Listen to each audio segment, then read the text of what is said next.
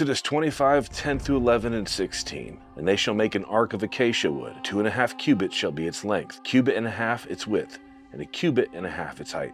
And you shall overlay it with pure gold. Inside and out you shall overlay it, and shall make on it the molding of gold all around. And you shall put in the ark the testimony which I give you. The Ark of the Covenant is the most sought-after relic throughout history in the entire world. Powerful governments and leaders have tried to obtain it.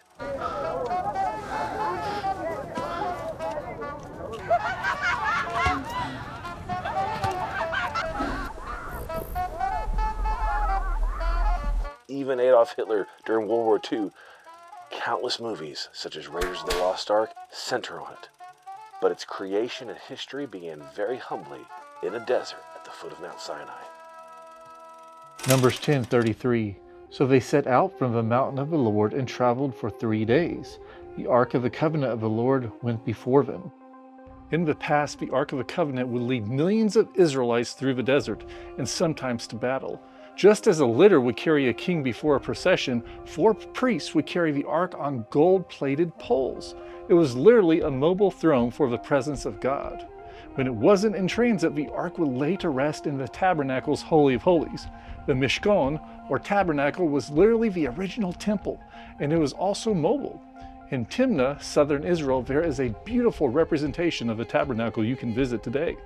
Now, it's important to understand the connection with the tabernacle, the temple, and the Ark of the Covenant in order to understand the coming third temple and the necessity for the ark's return. Let's follow the historic trail of the ark in order to find when and where it was lost. Joshua 18:1. Now the whole congregation of the children of Israel assembled together at Shiloh and set up the tabernacle of meeting there, and the land was subdued before them. You know, the children of Israel were actually led by the Ark of the Covenant for 40 years coming through the wilderness, all the way up into Jordan. And we know the 3 tribes stayed over on that eastern side. And then the rest of them came over into Canaan across the Jordan, you know, heading into Jericho. And Jericho is the only spot we actually see where they brought the ark into the battle. Outside of that, we don't really see that. That's right. Yeah, not until it gets lost. We'll get to that later. Here at this, spot in Shiloh, it would eventually come, but first it was at Gilgal. The Ark of the Covenant remained at Gilgal and in the tabernacle for 14 years during and after the conquest. And then you find that it's temporarily removed, just like for momentary situations, like when Joshua did the blessings and curses on Mount Ebal and Mount Gerizim, it was there. And when Joshua commissioned the people of Shechem, he gave his farewell address, the Ark of the Covenant there. So yeah, it got around a little bit. Well, Shiloh right here would be where the tabernacle would reside for 369 years. Wow. The entire duration of the book of Judges, it's right here. And then you see that during the time that Eli and Samuel served the Lord, still here, where Joshua delineates the land to everyone here. This would actually be the capital of Israel during that time period. That's right, so this was a very special place. 1 Samuel 4:1 and verse 4. Now Israel went out to battle against the Philistines and encamped beside Ebenezer, and the Philistines encamped in Aphek. So the people sent to Shiloh, that they might bring from there the Ark of the Covenant of the Lord of hosts, who dwells between the cherubim. And the 2 sons of Eli, Hophni and Phinehas, were there with the Ark of the Covenant of God. You know, the famous or really infamous Battle of Ebenezer, it's this moment where they actually bring the ark into one of the battles, but this is a battle that the Lord is actually not with the children of Israel. You know, it's a really sad story in the scriptures because Eli is warned time and time again about his sons.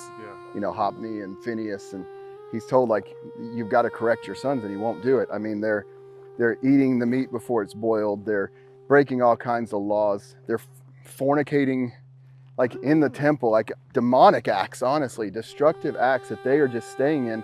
And because of that, the hand of the Lord was actually removed from the children of Israel in that battle. It's terrible. And the Philistines, of course, capture the ark, and they literally become the first raiders of the lost ark. I mean, it's terrifying, but the Bible implies that Shiloh here was destroyed by the Philistines. The archaeologists actually, they uncovered a burnt layer in Shiloh that they dated to 1075 BC. So yet again, Bible proven by archaeology, science, everything else. So once they did take that, the Philistines did take the Ark of the Covenant, they headed towards, their Philistine coastline. So I think it's time we go to the infamous city of Ashdod and find out what happens next. Let's go Ashdod. Look, he's so excited. He I'm loves so Ashdod. excited. I don't know why he likes it so much, but I'm down for Ashdod. he actually loves to float in the Mediterranean. I've watched it happen before. His locks just glisten on the top of the water. 1 Samuel 5, 1 through 2. Then the Philistines took the ark of God and brought it from Ebenezer to Ashdod. When the Philistines took the ark of God, they brought it into the house of Dagon and set it by Dagon. Well, guys, we made it to Ashdod Yam Fort. Here we are, right on the Mediterranean Sea.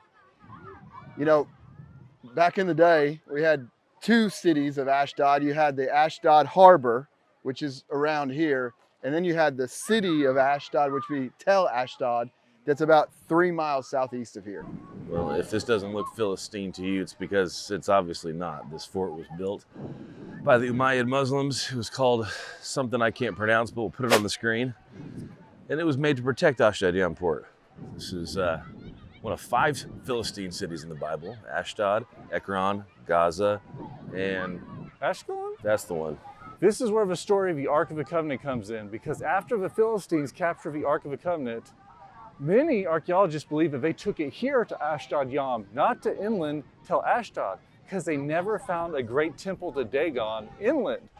So the Philistines, I think, bit off more than they can chew. They bring the Ark of the Covenant here, and God starts to judge them, just like the modern Palestinians get the judgment of God when they took captive our people on October 7th. So let's see what God does to those Philistines.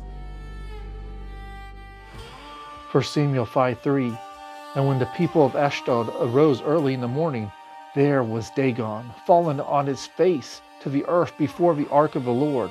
So they took Dagon and set it in its place again. And when they arose early the next morning, there was Dagon, fallen on his face to the ground before the ark of the Lord. The head of Dagon and both the palms of its hands were broken off on the threshold. Only Dagon's torso was left on it.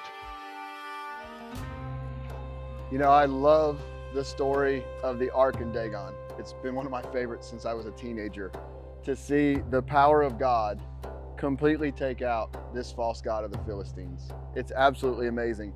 Faces don't melt off like in Indiana Jones, but another part of that is there is this influx of mice or rats that completely consume the area, and then the people are just covered in tumors and boils, which just goes to prove, man, you don't mess with the King of Kings and the King of the universe. These Philistine cities, they were all independently run. They had their own kings. Always makes sense, right? Kings are awesome. King of Ashdod got together with the Dagon boys and was like, we've had enough. I don't know what we're supposed to do with this Ark of the Covenant thing. We got to move it somewhere. So they all agreed, we want to move it to Gath, because that is our most awesomest, toughest city. I think we should go to Gath. I've always wanted to go to Gath. Let's go. 1 Samuel 5:8-9. And the Philistines said, let the ark of the God of Israel be carried away to Gath. So they carried the ark of the God of Israel away. So it was, after they had carried it away, that the hand of the Lord was against the city of Gath, with a very great destruction. And he struck the men of the city, both small and great, and tumors broke out on them. Oh my goodness. We made it to the top of the Philistine Acropolis of Gath. And the site is epic. You know, Gath was obviously the Canaanite name for this city. Hebrews had a different name for this city, called it Zaphit, which means observation point, because from here you can see everything. You can see people, an army coming from miles on in, and literally, you know, this place, this tell, was larger than Jerusalem, nearly every city in Canaan at the time period. Wow. Well, at that time period, the 800 years in which Canaan and the Philistines occupied it, was when it was its largest. Biggest rocks, tallest structures. At that point, the city walls averaged about 33 feet tall because, well, it housed giants. You had Goliath as 4 brothers. They couldn't be peeking over the top in the old standard 8-foot fence. It's pretty intense. I mean, 800 years, not a bad amount of time to rule from one spot. Longer than America. You know, we're hitting 250 this year. God bless America. Guys, this altar right here, it's a Philistine altar. It's one of the oldest altars discovered from its age. And what's so crazy about this altar is not just that it's out here in the middle of nowhere, but that it is actually, dimension-wise, the same as what we would have seen on the altar of incense in the tabernacle. So this would be the size of where the Ark of the Covenant would have been. And this could be the very spot they put the Ark of the Covenant when they captured it. It is possible because they haven't found any other temples on this site. But the interesting thing about this altar that sends shockwaves through the world when they discovered it is it wasn't like the Canaanite or Hebrew altars that had horns on each corner. It only was two-horned altar. Nowhere else in Israel has this ever been discovered. But it's linked to the Minoan altars, the horns of consecration. They honored the Minotaur. They honored the bull.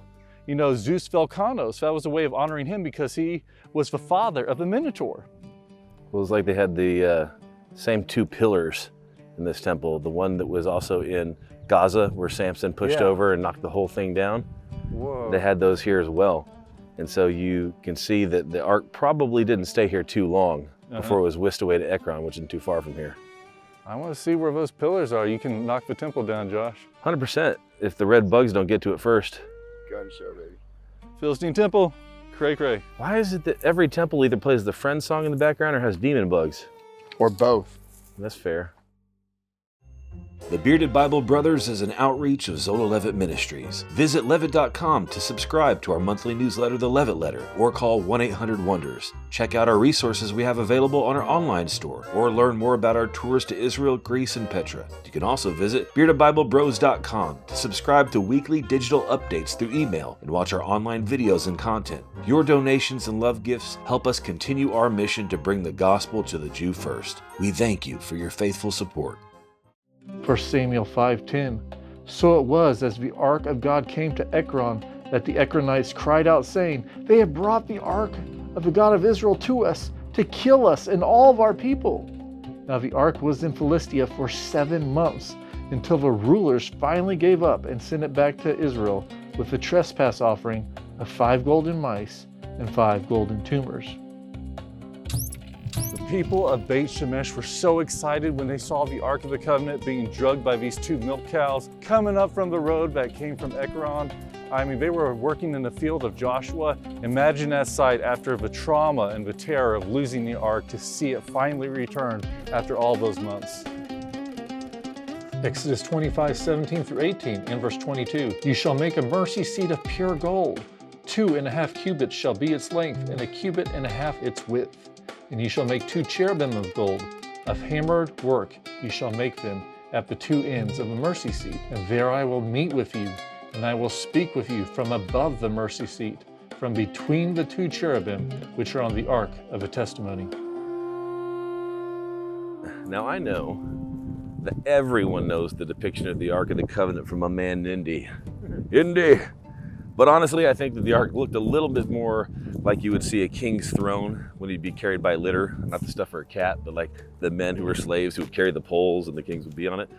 But if you look at the ark in that light, the back of it was a solid piece of gold, of a cherubim that was hammered so that its wings were upright for the back and its head were on the armrests of it. That's absolutely the same depiction that the Canaanites made their thrones out of. It's not that God was mimicking the Canaanites. You know, Lucifer saw what God's throne looked like in heaven, and he was just counterfeiting it on earth. But archaeologists discovered at Megiddo this inscription that showed what the king that was sitting on his throne looked like, and his throne was just that. It was, 2 cherubim that were the armrests and the wings going up in the back. They found in Byblos, this Phoenician Jearim king had the same looking throne, cherubim, armrests, their heads and wings going up. And finally, you see this in Egypt.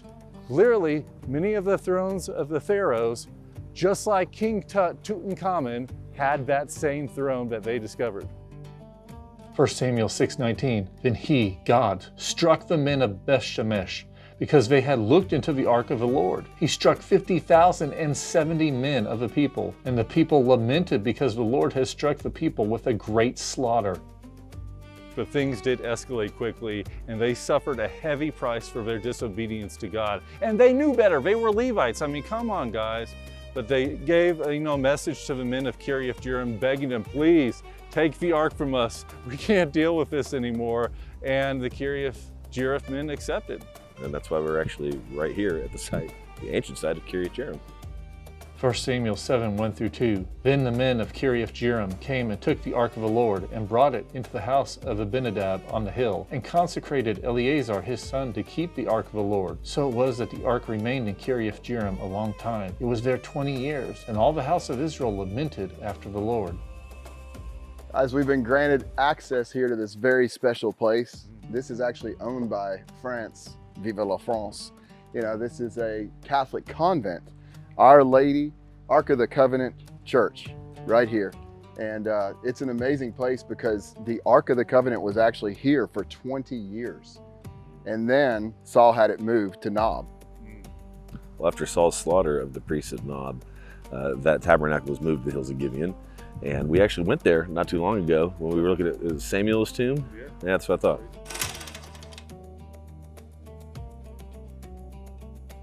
So guys, we know this place is special. On this hill was the house of Abinadab, according to Scripture. But what's so amazing about all of these locations, right, is when the ark is moved by David, we know that he moves it out the first time. He kind of does it a little bit the wrong way, throws some things, a little bit of a snafu, little snag, little issue, some dead joker. That's what happened. Based off of everything you said, I probably would have had to learn from it as well. David and them actually carried it on a cart. The previous guys, like you're talking about, they used to take the Ark of the Covenant and put it on poles. But you had the one guy, right? Whether he was sweaty, itchy, tripped, I don't know, but he touched the Ark of the Covenant and died instantly. So obviously to prevent that from happening, that was what the cart was about. But they would go to Obed-Edom and keep it there for 3 months until David was able to actually take it to Jerusalem for its final resting place. Obedience is important. Don't touch the ark. 2 Samuel 6:15 and verse 17. So David and all the house of Israel brought up the ark of the Lord with shouting and with the sound of a trumpet, and set it in its place in the midst of the tabernacle that David had erected for it. Following the trail of the Ark of the Covenant brought us to the city of David. Somewhere around here, David built his own minuscule tent or tabernacle for the ark, while the main tabernacle stayed in Gibeon. Now, it's time to talk about some of the theories of the disappearance of the ark. Thanks to my twin Indiana Jones, one of the most famous, Pharaoh Shishak, took the ark in. 1 Kings 14:28 says, and he took away the treasures of the house of the Lord and the treasures of the king's house. The treasures could have been a tribute from Rehoboam to Shishak to leave. Now, some claim that the holy city of Axum, Ethiopia, has the ark hidden in a church, and that the Ethiopians swapped it with a forgery during the reign of Solomon. Come on. I think somebody might have noticed a bunch of Ethiopians started running off with lightning bolts zapping at them, people falling over dead. Doesn't make sense. 2 Maccabees 2. The records show that it was the prophet Jeremiah, prompted by a divine message, gave orders that the tent of meeting and the ark should go with him. Then he went away to the mountain, from the top of which Moses saw God's promised land. This is cool. Man. That passage that we just heard, it says that Jeremiah was a possible sneaker outer of the ark, that he got it out because he had this vision and this understanding. And there's a lot of writings that say that. Yeah. But the problem in the timeline is that during that Babylonian captivity, Jeremiah was actually already in prison. Yeah, when they were at the gates of Jerusalem, he wasn't free. He was in a cistern, he was in a prison. There wasn't a lot of stuff going on. Okay, I mean, I've heard of crazier things happening for people in prison, but I get it. Yeah. This right here is incredible. I love caves. As much as I love being on the top of Jerusalem, we're currently under Jerusalem, not in the direct sunlight, which is amazing. Zedekiah's Cave, if you haven't heard of it, listen up. It's amazing. This is also known as Solomon's Quarries. Why? Because they believe that this right here was used to harvest some of the rocks that made the Temple Mount. Yeah, absolutely. They even found some of those partially quarried here in the very back. And I think only about half of this cave is fully explored. Mm-hmm. And so you can see that still like rock chips and things, that they used from quarrying in here are still under here. There's lots of ancient writings about Solomon digging tunnels beneath the Temple Mount, passages. We know there were, water drainage paths, there were cisterns, but they claimed, according to rabbinical writings, that Solomon foresaw the destruction of his temple. And so he created these passages to bury, to hide, the important articles of the temple, like the Ark of the Covenant. And we know they actually used it for that circumstance. When King Manasseh was wicked and he was, violating all the protocols of God and setting up these apostate idols in the temple, they hid the Ark of the Covenant from him. The priest did, somewhere beneath the Temple Mountain. When Josiah, he becomes king, he says, all right, it's safe, you can bring it out, guys, everything's cool now, I'm gonna follow the Lord. So this is a very awesome place, and I really want to explore it and see what we can find down here. According to the Jewish sage Rashi, there's a cave from the palace of Zedekiah to the plain of Jericho, and he fled through the cave. All right, guys, everybody's been wondering why this is called Zedekiah's cave. Well, there is a legend, it's written in the Mishnah, this extracurricular story that coincides with biblical story of Zedekiah escaping Jerusalem during the siege of the Babylonians. So they say that he went into this cave right here, and it literally goes for miles deep, all the way to the plains of Jericho. So he was escaping there, and they say that God sent a buck to follow Zedekiah up above, so that the Babylonians chased the buck, following the length of this cave all the way to the plains of Jericho. When Zedekiah gets out, they're like, ha, gotcha. They capture him, and as you know, Nebuchadnezzar gouges his eyes out after killing his sons before his eyes. And the weeping, the mourning of him seeing his sons die is why they call this Zedekiah's cave, because this is Zedekiah's tears here, this spring of water that comes down, and that's where we get the legend. Yeah, and there's also legend that these tunnels were how the ark was taken out of the temple and hidden, because it certainly disappeared after the destruction of Babylon. There was no record of it being found. So where did it go? These tunnels are definitely one of the possible locations. They haven't found exactly which of the parts of this cave might have led out, but I think that's partially also because tunnels out can also be tunnels in. We're right here on the edge of the northern wall, and so there's a bit of a security risk for the people of the city. So some of these, they just haven't explored enough to be able to find them. That's what's incredible about this area of the world, is because of the tension that's gone on for so long, there are places yet that have not been explored. Because you want to say, oh, it's 2025. Like, surely somebody's come through every crevice, but they haven't. Yeah. The things that could be hidden in these caves probably are only second to me about to taste Zedekiah's tears. You better not do it, Josh. Why can't I taste it? You've drunk so many tears water in Greece and polluted water. It says don't drink on the side. No, I was reading the Hebrew. It says do drink. Well, forbidden might be a mistranslation. It says drinking the water is forbidden, not the tears. Your Hebrew is definitely fuzzy. Let me see. I don't know what the problem is. It's natural mineral water.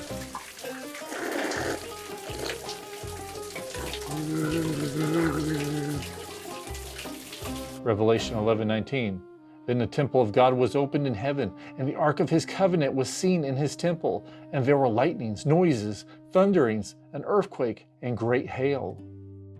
We know that John was shown the ark, the mercy seat, in his vision. But many people think that the ark that's going to be abominated here on earth is going to be a replica, because they believe that the ark, the real one, was taken up by God to prevent that from happening. So how could we know for sure that that ark is going to be a replica? Check this verse out. 2 Thessalonians 2:3-4. The man of sin is revealed, the son of perdition, who opposes and exalts himself above all that is called God or that is worshipped, so that he sits as God in the temple of God, showing himself that he is God. Well, gentlemen, that reference in 2 Thessalonians 2:3-4, for the beast to sit in the temple and declare himself to be God, he needs something to sit on. This is the mercy seat, I believe. This is the Ark of the Covenant. He's going to defile. That's why I believe it's going to be in the third temple. But when you look around at all this, search that has gone on throughout the centuries, everybody wants to find the Ark of the Covenant. Everybody wants to find the treasure. I thought, okay, let's ask the head guys that are building the articles for the third temple now, the Temple Institute. And I said, what do you guys think about the Ark of the Covenant? You know, do you need it? Is it important now? They said, we're not worried about this, guys, because we believe that the Ark will appear when it's time, that Mashiach is going to make it appear, you know, God's going to make it appear. It's all going to be okay. I don't know, maybe they know something we don't know. I feel like they have an intern named Mashiach who's going to bring out, hey, look, it appeared. But along with that, all these theories of multiple ones being hidden and replicas to throw people off, there's also a theory that Israel is actually in possession of the real Ark, that they're kind of hiding it, keeping it solitary until that third temple is built. And it does make sense as a possible scenario, because why reveal that and create World War III and every Christian getting ready to sell their houses for the rapture and, you know, chaos coming in because of this one world order when people know that's coming. Right, yeah, so that's another piece of the puzzle for the search for the Ark is Jeremiah 3:16. When you multiply and increase in the land in those days, this is the Lord's declaration, no one will say again, the Ark of the Lord's covenant. It will never come to mind, and no one will remember or miss it. Another one will not be made. And you go, all right, so how does that fit into, but we definitely know we had almost 2,500 years of Jewish history without the Ark. So the Second Temple didn't have the Ark during the whole time that it was, and so that's really already been true. Does that mean it'll never come back? I don't know that it means it won't never come back. It's already sort of not come to mind and not been a part of, you know, normal Judaism's practice. But it does say another one won't be made. So, you know, that's something they've been making the temple articles. They made the menorah, they've made all these other things. That is interesting. But no one's tried to make the Ark. Because the authentic is the authentic. The first is the first. But they're saying, correct me if I'm wrong, the Temple Institute, the rabbis, they're all saying that all they really need is the ashes of the red heifer to be able to begin the temple construction. And we know from following the story that and trying to mark the heifers up, that they have those heifers. And that's an ongoing story that we want to continue, because what happens next with these heifers and these ashes and the temple and everything else is going to navigate all of history. So you got to stay tuned for that. And as we go, Shiloh, Shalom, Yerushalayim. Pray for the peace of Jerusalem.